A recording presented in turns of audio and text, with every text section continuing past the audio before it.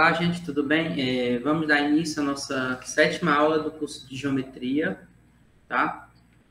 Nós vamos falar hoje sobre um assunto bem legal, que a gente já falou em outros momentos, só que agora nós vamos trazer o que a gente chama de um caso um pouco mais geral, de uma generalização das figuras que a gente já conhece.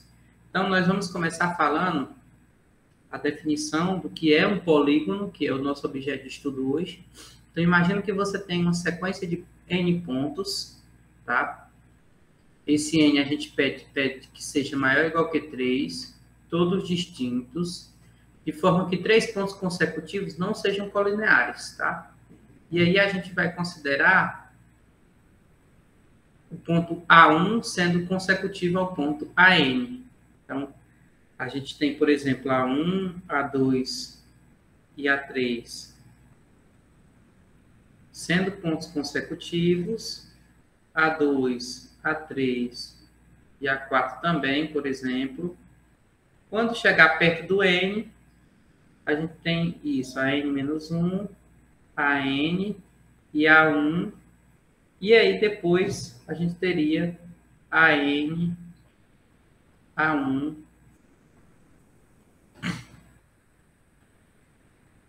que não tem vírgula, tá? Pronto, AN,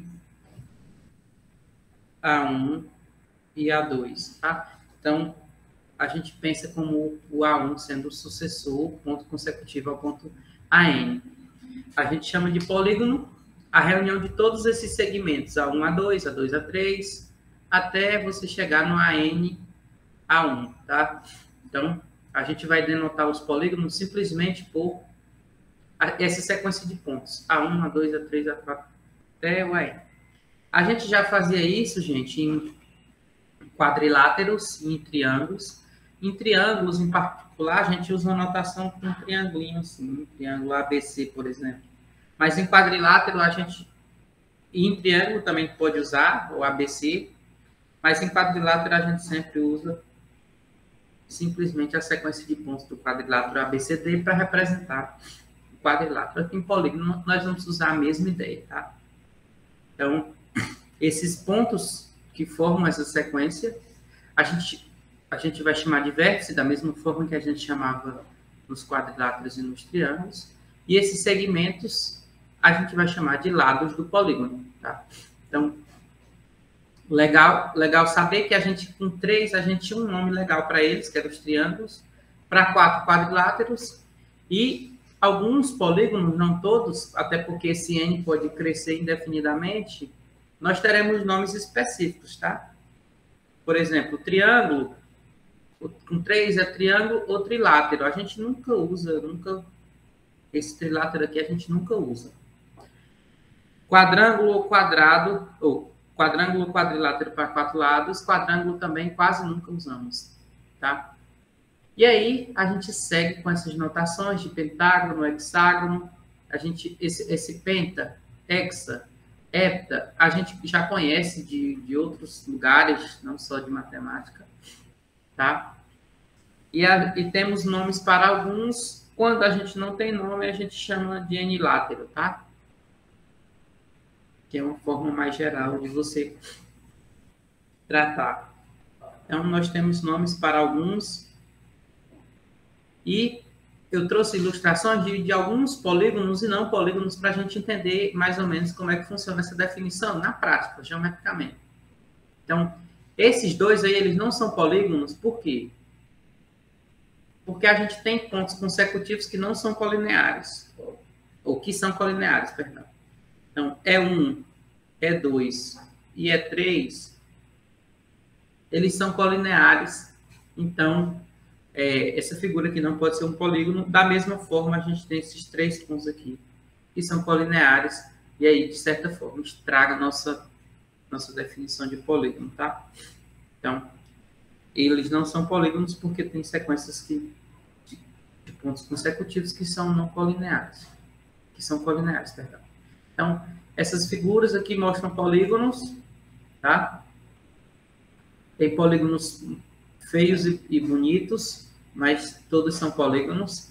e algumas definições acerca dos polígonos, algumas propriedades e características, nós vamos abordar logo mais, tá? Então, do jeito que a gente olhava para os quadriláteros, nós temos alguns elementos legais que nós vamos tratar e vamos elencá-los a partir de agora, tá? Nós vamos tomar esse quadrilátero aqui, primeiro, para sempre que precisar a gente retorna para ele para falar sobre ele. Caso ele não satisfaça a propriedade que eu preciso, a gente cita os outros, tá? Então, imagina os vértices A1, A2 até A6, os pontos são os vértices desse polígono e os segmentos são os lados do polígono. Então, se a gente voltar para a nossa figura, os vértices são esses pontinhos, tá? Até o A6. E os lados são esses segmentos até o A6. Até dar a volta no polígono todo, tá? Então, basicamente a mesma coisa que a gente já conhecia para quadriláteros e triângulos. Nós temos ângulos internos, tá? Os ângulos internos, nesse caso, são esses aqui que eu vou desenhar, ó. Tá? A gente vai usar a notação, por exemplo, A6, A1 e A2 para representar o ângulo em A1. Mas sempre que não gerar uma confusão, nós vamos usar simplesmente A1 com chapéu e a gente vai entender que esse A1 com chapéu é o ângulo interno do vértice A1, tá, gente? É só para poder simplificar um pouco essa notação. Então, dois lados que têm um vértice em comum, a gente vai chamar de lados consecutivos. E dois lados que não são consecutivos, eles não têm vértice em comum, tá? Então, a gente vai guardar essa ideia de ser consecutivo ou não. Dois ângulos serão consecutivos se tem um lado do polígono em comum, tá? E um polígono que tem N vértices, ele possui N lados e N ângulos. Nós vamos chamar de perímetro a soma dos lados do polígono, tá? Então, essa ideia de perímetro, a gente já poderia ter tido ela antes, tá? Eu resolvi falar só agora, porque os problemas envolvendo perímetro, eles são muito comuns na prática, e a gente já tinha essa noção, tá? Então, eu deixei para falar agora, que aí a gente já fala só uma vez para todos. Então, quando você quer encontrar o perímetro, você soma todos os lados do triângulo, do quadrilátero, do polígono, de forma geral. Um polígono é simples somente se a interseção de qualquer dois lados não consecutivos for vazia, tá? Então, o polígono com vértice em A, que eu desenhei aqui atrás, esse daqui, né? Esse polígono em A, com vértices A, ele é simples. O em vértices B também é simples.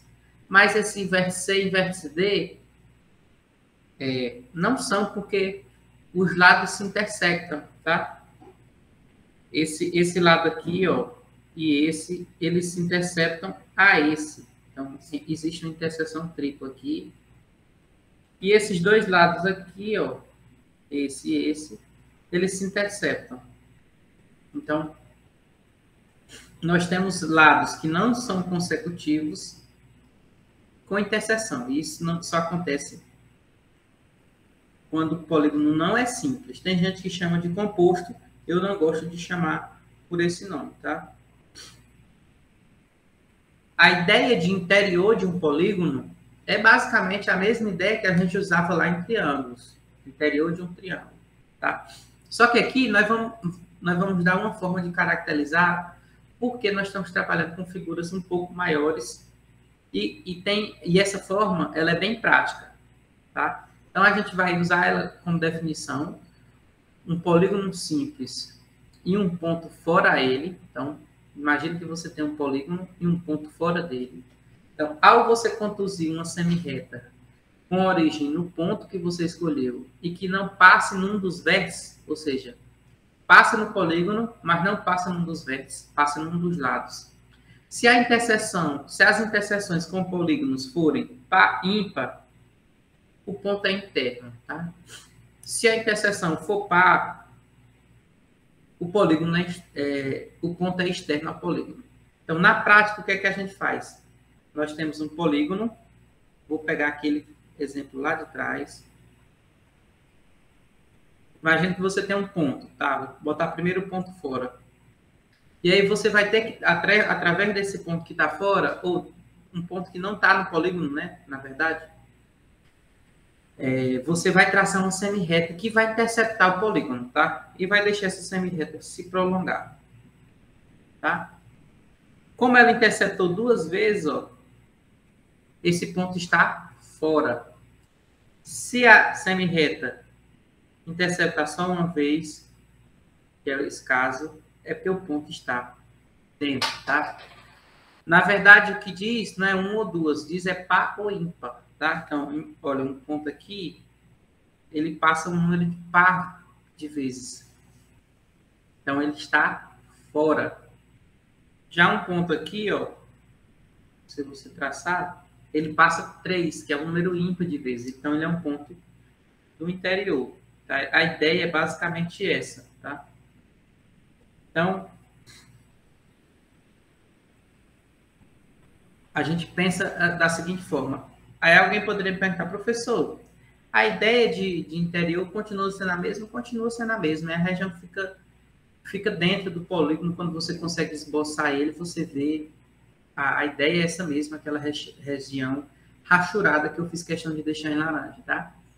O conjunto de pontos internos a gente chama de interior, tá? Todos os pontos internos que satisfazem essa propriedade o item 1, e todos os pontos externos que satisfazem a propriedade 2, eles são chamados de exterior do polígono, tá?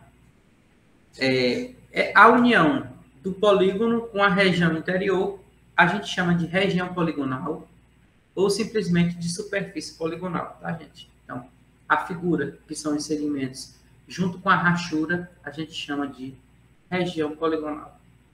Um polígono simples é um polígono convexo se e somente se uma reta determinada por dois vértices consecutivos, quaisquer, deixe todos os outros vértices em um mesmo semiplano que esta reta determina, tá? Eu vou mostrar numa figura para vocês o que essa definição de convexidade diz.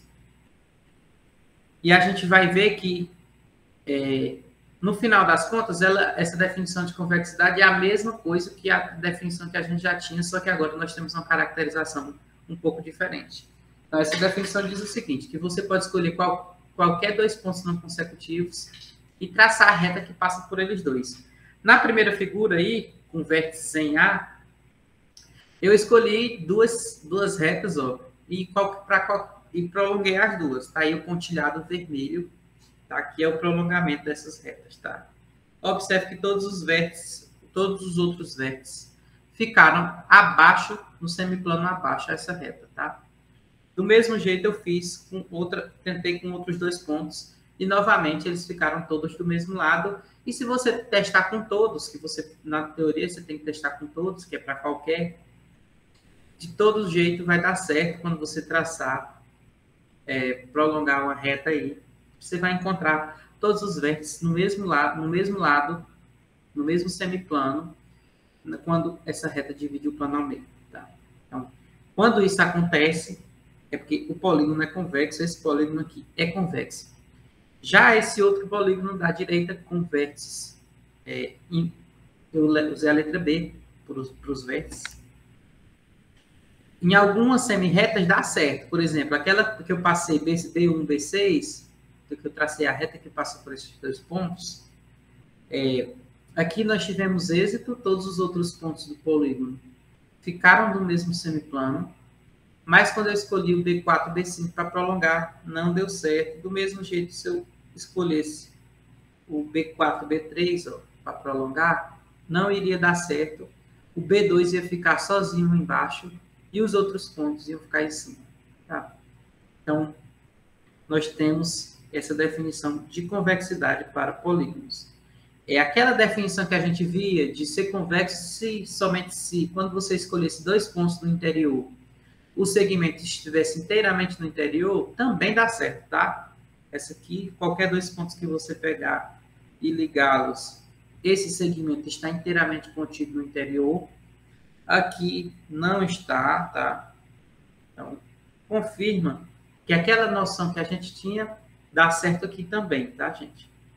A ideia geométrica acaba sendo a mesma, tá? Então, o polígono que não é convexo, gente, nós vamos chamar de côncavo, tá? Eu não gosto muito, mas muitos autores chamam de côncavo. Eu chamo convexo e não convexo, particularmente. Podemos considerar, essa observação eu já fiz, né, que a gente pode considerar aquela mesma definição de convexidade que eu já falei lá em quadriláteros. Não tem problema, tá? Tá certo também. Então, o interior de um polígono convexo, a gente vai chamar de região convexa. E da mesma forma, o interior de um polígono côncavo, nós vamos chamar de região côncava, tá? Isso é mais uma questão de formalismo. E um polígono que possui todos os lados congruentes é chamado de equilátero. A gente já fazia isso lá nos triângulos, tá?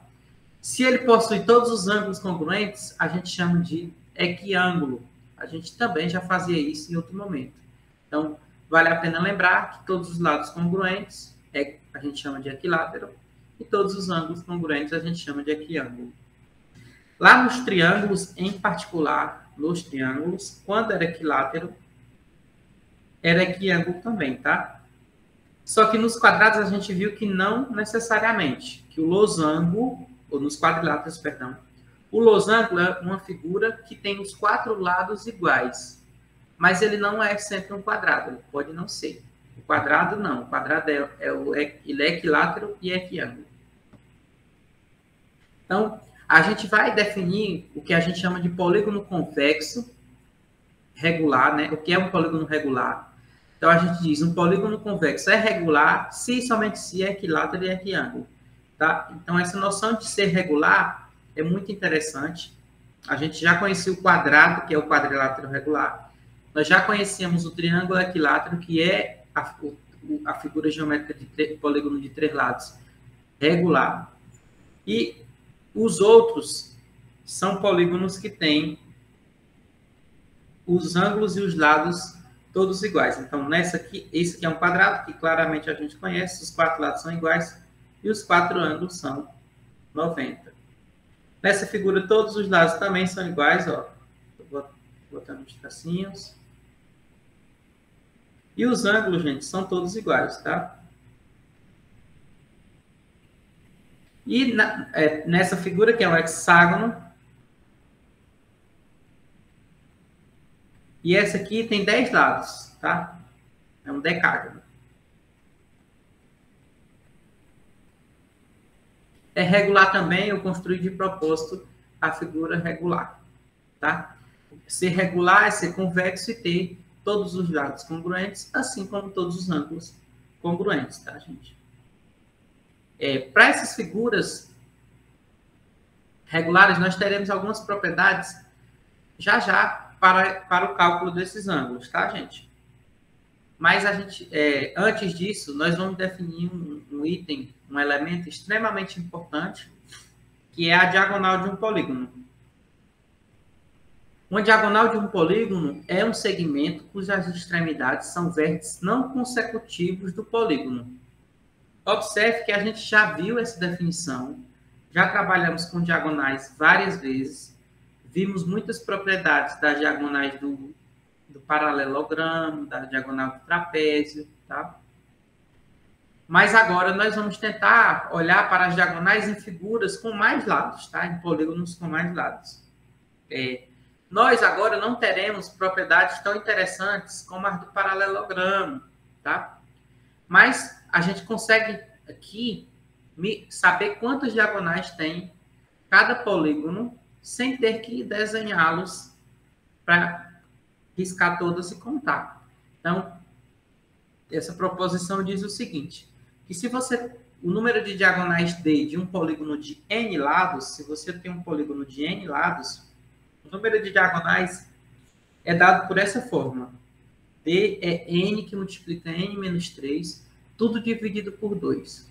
Então, provavelmente, aqui, gente, eu peço que o N seja maior que 3, porque se não for maior ou igual, não, é maior, tá? Porque se não for, perdão, aqui é o maior. Se não for, não tem diagonal, tá? No triângulo não tem diagonal. Então, como é que a gente demonstraria esse fato? A gente vai fazer uma figura de um polígono que aparentemente é um polígono de N lados, só para a gente entender mais ou menos como funciona, tá? Então, aqui, observe que nós desenhamos um polígono de N lados. Observe que tem um vão aqui, que seria os outros vértices que estão suprimidos aí nessa reticência. Mas uma coisa interessante. Com os vértices consecutivos, nós não conseguimos fazer diagonal. Nós só conseguimos com os não consecutivos. Com isso, tanto de um lado quanto do outro, a gente perde, nós só conseguimos fazer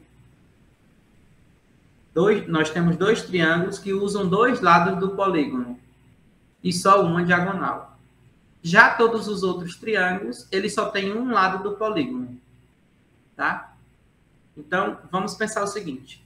Em n-2 dos casos, a gente consegue fazer quantas diagonais? Para cada vértice A1, cada vértice aí, você consegue fazer diagonal com todo mundo, menos com ele mesmo, com A2 e com AN.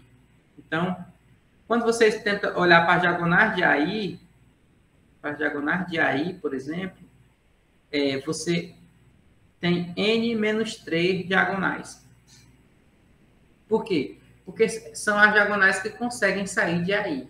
De AI até A3, aí até A4, e aí até A5, e assim até chegar no N-1. Só que como temos N lados, N vértices, perdão, então o número de diagonais todos seria N vezes, fazer esse processo N vezes, né? Que é encontrar as N-3 diagonais N vezes. Só que aí entramos no problema. Por quê? Porque quando a gente chegar, por exemplo, no A3, nós olhar as diagonais do A3, nós vamos fazer essa diagonal aqui outra vez. Então, a diagonal A1, A3, ela vai ser contada duas vezes. Vai ser contada uma vez como sendo A1, A3 e a outra vez como sendo A3, A1. Tá? Só que isso nos gera o mesmo segmento. E isso não é interessante na hora de contar, porque você está contando todo mundo duas vezes.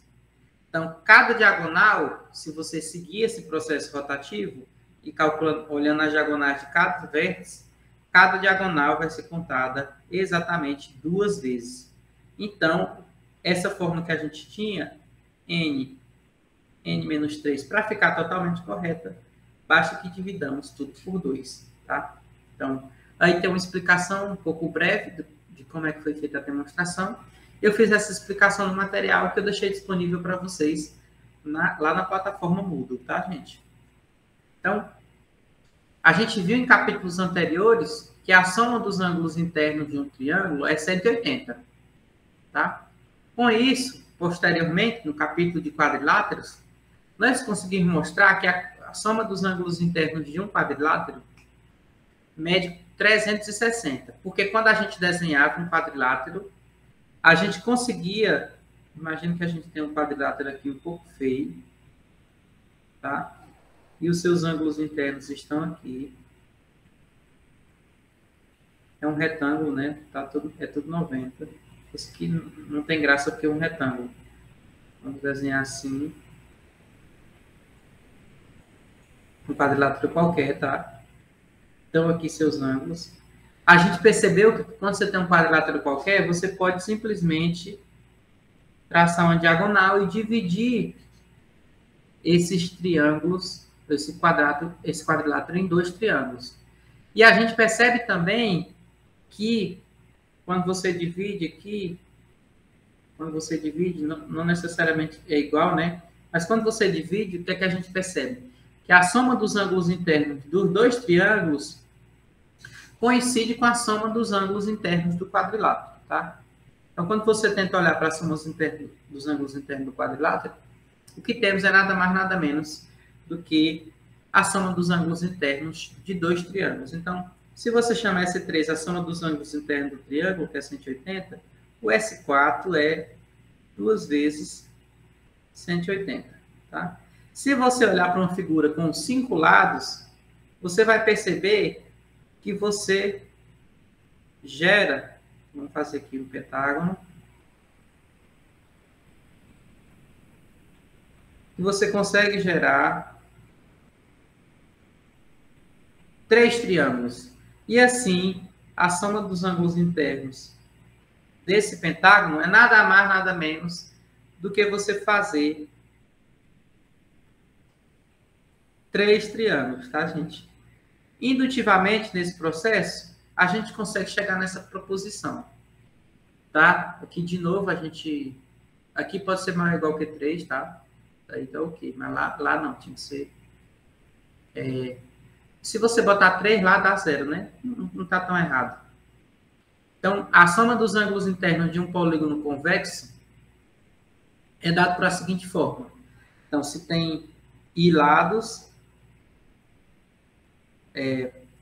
se tem N lados, perdão, a soma dos ângulos internos é dada por N menos 2 vezes 180, tá? Então, o que é que a gente vai fazer para demonstrar isso? Vamos olhar para essa figura, tá?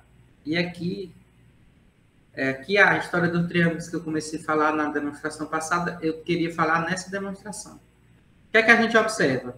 Que para cada lado, do polígono, nós temos um triângulo, tá, gente? Nós temos para cada lado, um triângulo. Isso só não acontece com 2 lados, que são que é o lado consecutivo e o consecutivo a ele. Então, o que é que a gente tem aqui? Nós temos, para cada um, nós tínhamos N vértices, tá? N vértices. E aí, N menos 3 desses vértices, N menos 4, perdão.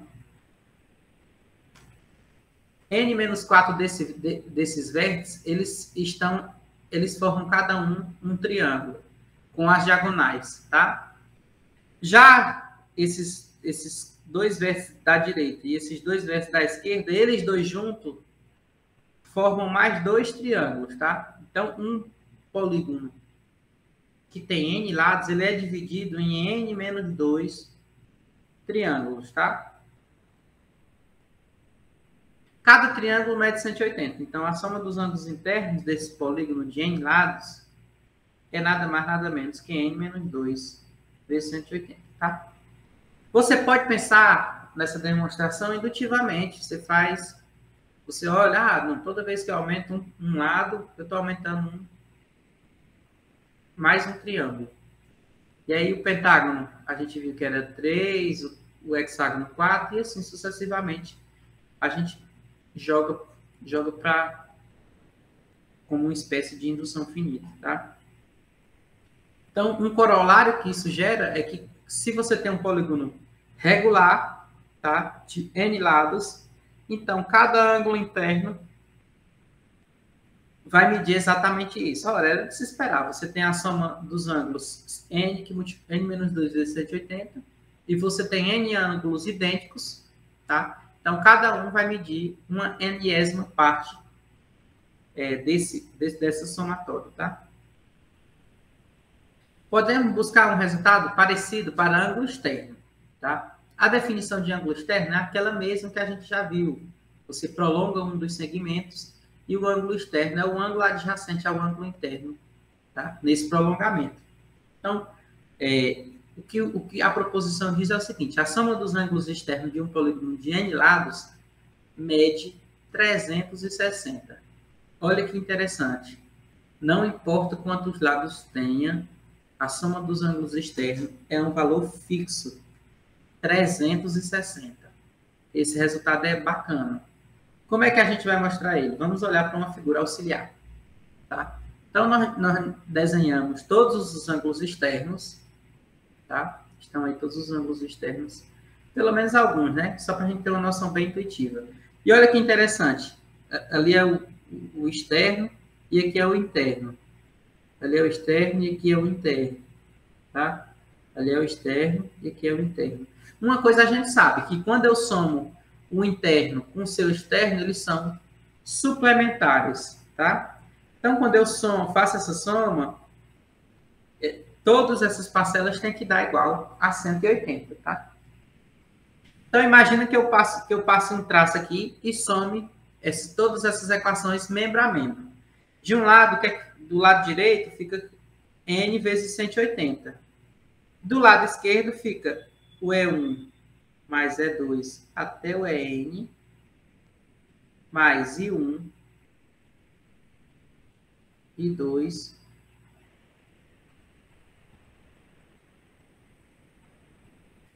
I1, I2 até o IN, tá?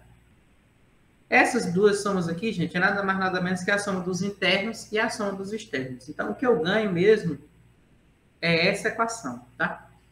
A soma dos ângulos internos mais a soma dos ângulos externos, elas medem n vezes 180. Tá? Então, a soma dos dois depende do número de lados. Só que o número de lados, a soma dos ângulos internos, a gente pode substituir simplesmente por isso, tá? Então, aplicando a distributiva aqui, fica SE mais esse produto menos essa soma, menos 360. E a gente consegue cortar facilmente esse rapazinho aqui com esse. Logo, eu passo 360 para o outro lado e eu chego aqui. SE é igual a 360. Sempre, não depende do número de lados.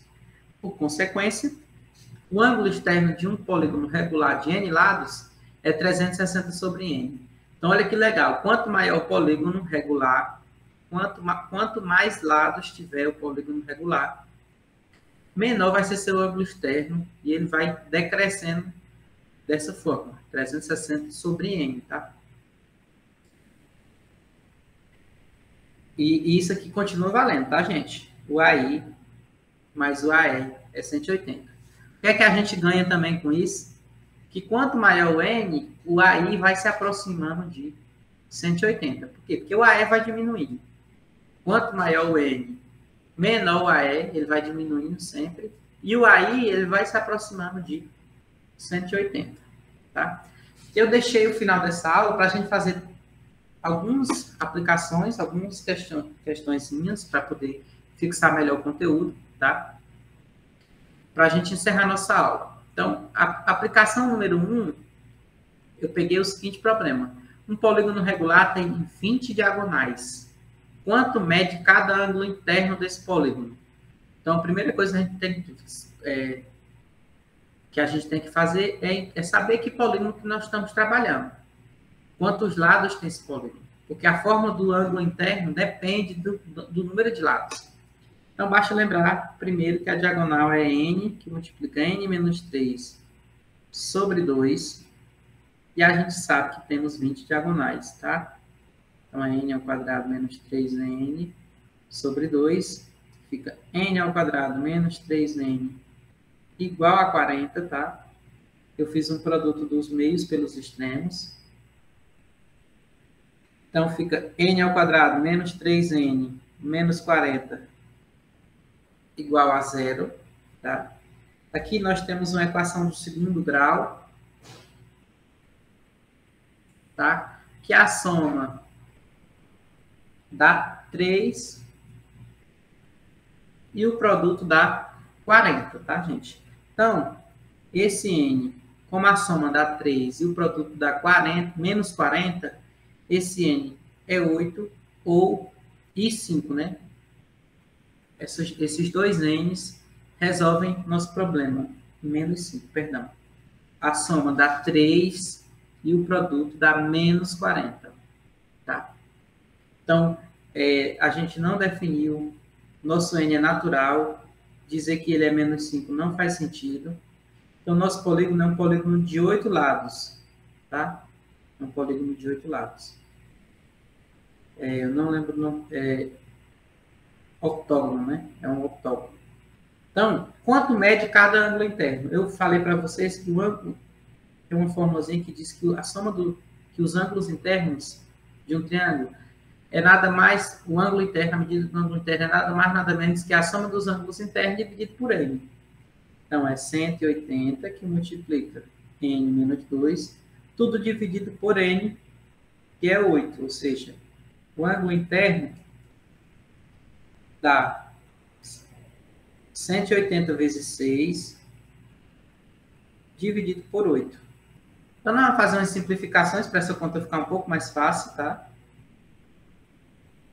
Nós vamos dividir por 2 aqui, fica 3, aqui fica 4. E vamos dividir o 180 por 4, tá? 180 por 4 dá 45. 45 vezes 3, 135. Então, nosso AI é 135.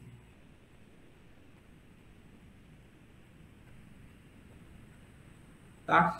Então, é uma conta que você tem que fazer por passos, mas não tem muita dificuldade. Problema 2 pede para determinar o número de lados de um polígono convexo regular, cujo ângulo interno é o quíntuplo do ângulo externo. É o quíntuplo do ângulo externo. Tá? Então, a gente sabe de uma coisa, que o ângulo externo mais o ângulo externo, quando você somar os dois, tem que dar 180, tá? Então, vamos chamar o interno, se o interno é x, se o AI é x, quanto é que vale o AE? O AE,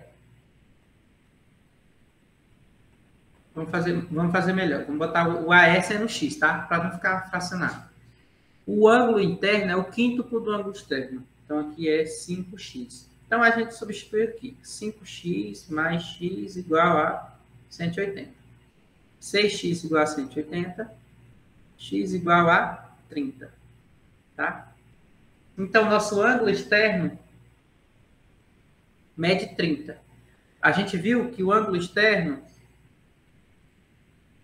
é 360 sobre n. Ora, mas 360 sobre n dá o valor de cada ângulo externo.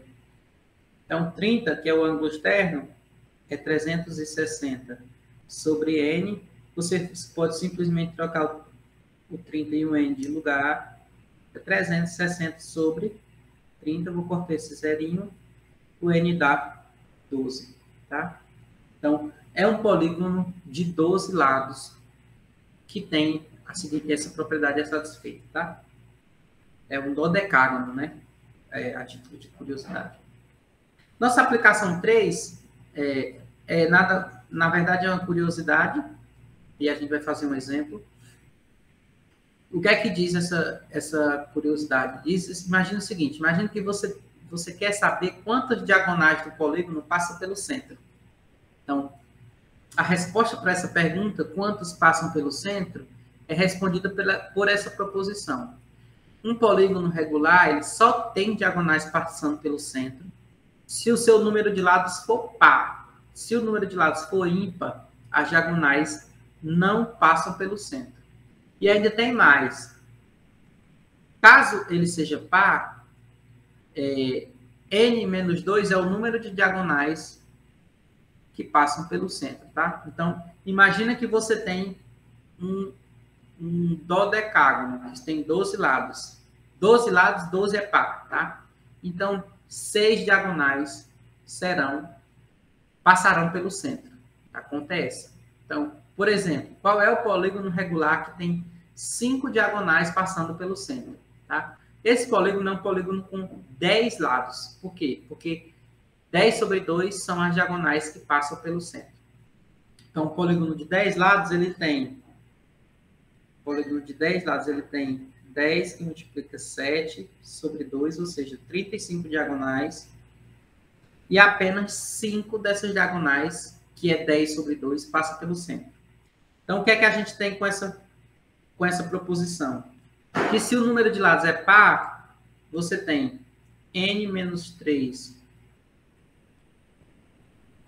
n que multiplica n menos 3 sobre 2, menos n sobre 2. Isso aqui eu vou chamar de dn. São as diagonais que não passam pelo centro, tá? E dc, que é as diagonais que passam pelo centro, é n sobre 2. Então, você tem essa formulazinha. Essa informação é muito minuciosa, quase nunca se usa, as aplicações são poucas, tá, gente? Tem gente que já viu isso e nem lembra mais, mas é interessante a gente que está vendo todo esse conteúdo relembrar desse pequeno fato, que são as diagonais que passam pelo centro. Tá? Então, o que eu tinha preparado para vocês hoje é isso, gente. Espero que tenham gostado. E qualquer dúvida, vocês podem mandar um e-mail ou mandar uma mensagem lá na nossa plataforma. Até lá!